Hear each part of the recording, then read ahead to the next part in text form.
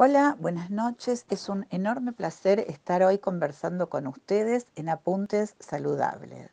Soy la doctora Miriam Rudaeff, médica de la Universidad de Buenos Aires, psicoanalista y médica especializada en nutrición.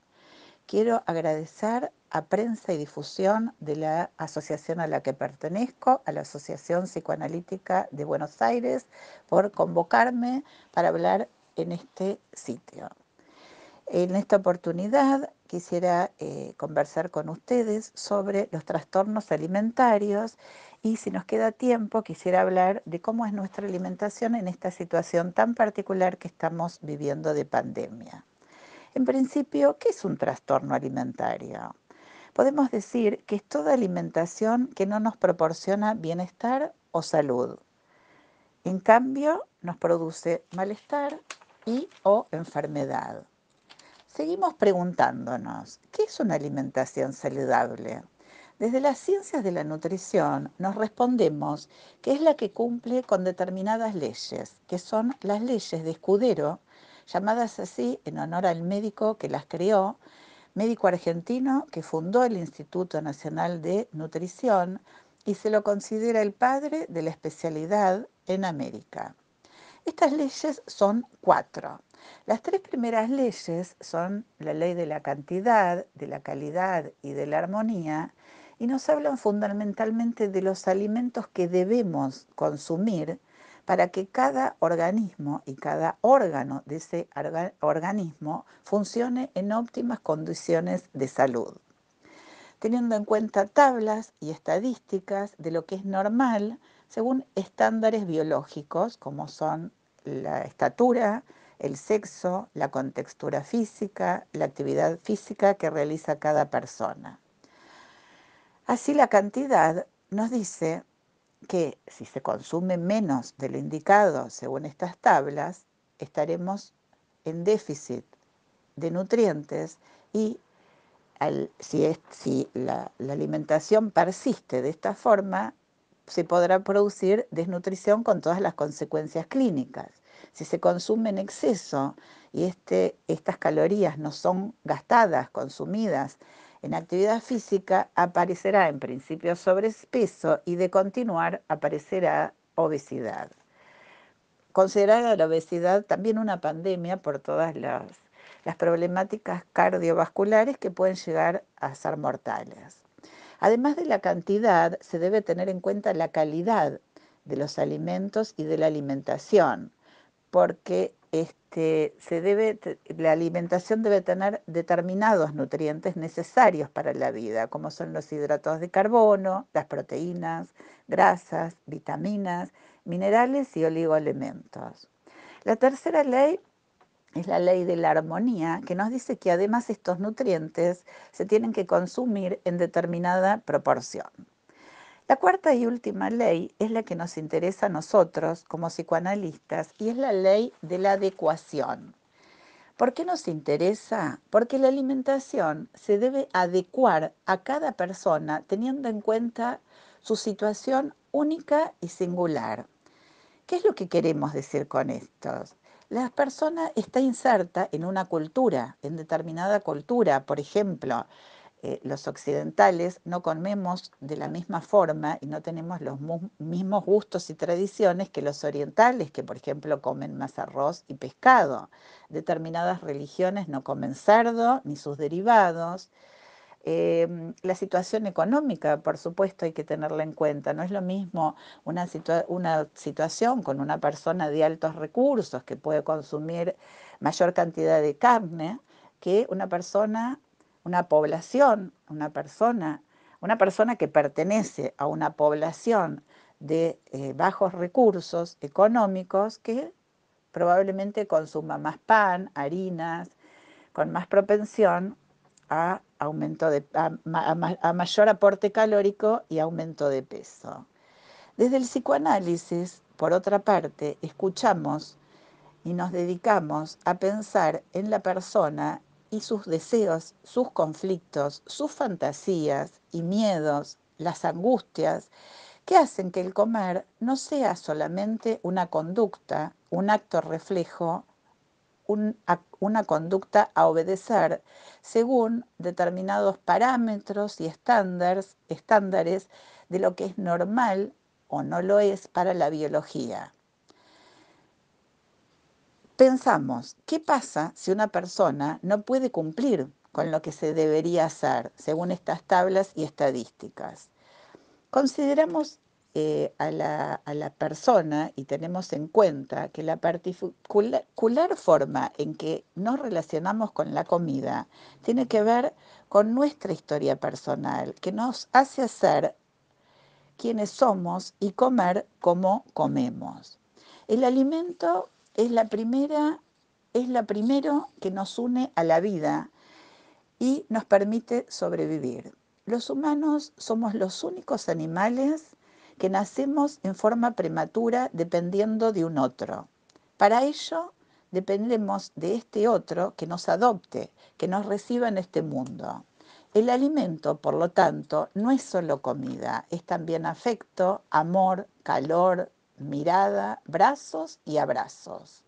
Así comienza la historia personal de cada uno, con su particular forma de relacionarse con la comida, que es también la relación con nuestras percepciones de hambre, como es la saciedad, con nuestro deseo de ser abrazados, contenidos, mirados, la satisfacción de ese deseo o la frustración porque no llega o se hace esperar y de cómo toleramos esa frustración.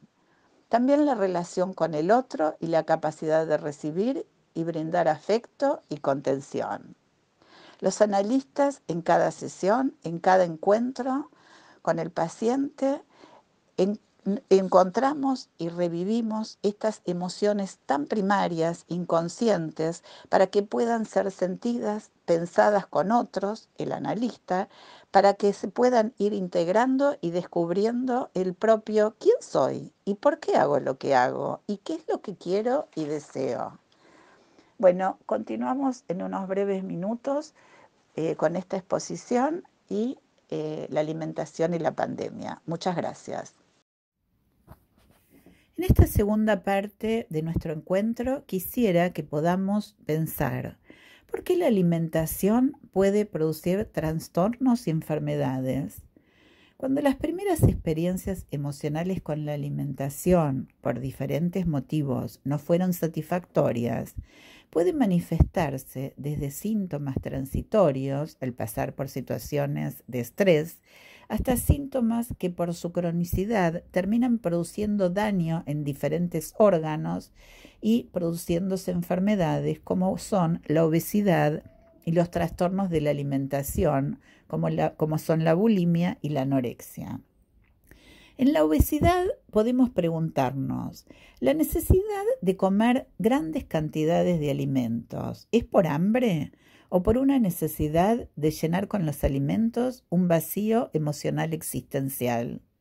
En la anorexia, por el contrario, podemos preguntarnos, ¿qué sucede con la dificultad en recibir nutrientes, tanto biológicos como emocionales?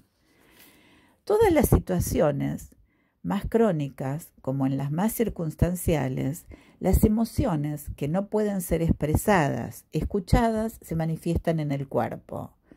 Todos hemos pasado por situaciones de esas características. Al tener que rendir un examen y tener diarrea o dolor de estómago, la pérdida de un ser querido por separación o fallecimiento, donde el estómago se nos cierra, la comida no nos pasa y el apetito desaparece con el consiguiente descenso de peso. El estar aburrido y el no puedo parar de comer, siendo la heladera el único refugio para este nada para hacer. De alguna forma, la pandemia que estamos viviendo desde hace más de un año nos enfrenta a situaciones emocionales donde el miedo por la muerte propia y de seres queridos, las pérdidas por seres queridos, la angustia ante la incertidumbre de lo que estamos viviendo, el confinamiento y el encierro, con las dificultades en las relaciones personales y en las relaciones con uno mismo y con los demás. La dificultad en la realización de proyectos personales, la falta de certezas en la ciencia que dejó de asegurarnos la curación y nos dejó como niños asustados ante padres que no saben cuidarnos, desprotegidos, desnudando todos nuestros miedos, incertidumbres más primarias. El cuerpo que pasó a ser invisible en las pantallas y celulares, los únicos medios para relacionarnos con los demás, y el movimiento de estos cuerpos reducidos a su mínima expresión. Ante todas estas experiencias inéditas, imprevistas e inciertas, nuestros hábitos en el comer y en el dormir se vieron profundamente alterados, con insomnio o hipersomnia, aumento o descenso de peso, apatía, desgano, cansancio, alteraciones en el humor, dificultades, tensiones que se manifiestan en el cuerpo. Por todo esto es muy importante pedir ayuda para que todas estas regresiones a momentos donde no existían las palabras puedan ser pensadas con un analista que las pueda recibir y contener, para poder aceptar la realidad sin negarla, tolerar la frustración del momento que realmente estamos viviendo, para volver a tener proyectos, motivaciones y creatividad. Hacemos una breve interrupción y continuamos nuevamente en unos minutos. Gracias.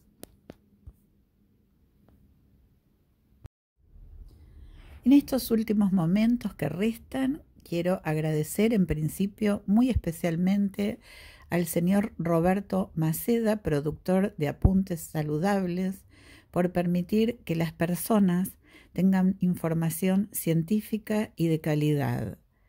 Quiero agradecer a todos los oyentes por este encuentro y quiero que recuerden que si necesitan ayuda, información, así como dudas o sugerencia de este tema o de otros temas que pueden ser de su interés, no duden en comunicarse con nosotros, los vamos a estar esperando. Les recuerdo nuevamente que en mi asociación, que es la Asociación Psicoanalítica de Buenos Aires, hay un centro asistencial, que es el Centro Lieberman, que trabaja con honorarios institucionales muy accesibles para todo aquel que lo necesite, en consultorios particulares, con profesionales formados y respaldados por la Asociación Psicoanalítica de Buenos Aires y por la Asociación Psicoanalítica Internacional. En este centro se atienden a niños, adolescentes, adultos, también a familias y pareja, así como se hace orientación vocacional. Se atienden los consultorios particulares de los profesionales en forma presencial, pero también tenemos muchos profesionales que realizan tratamientos a distancia en forma virtual, trascendiendo nuestras fronteras, llegando al resto del país, a Latinoamérica y a Europa, dado el reconocimiento y la excelencia profesional internacional de nuestro centro.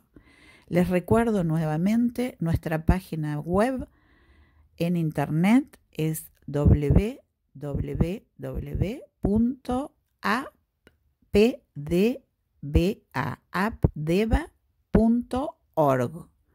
El WhatsApp y el teléfono celular de contacto es 11 333 86 429.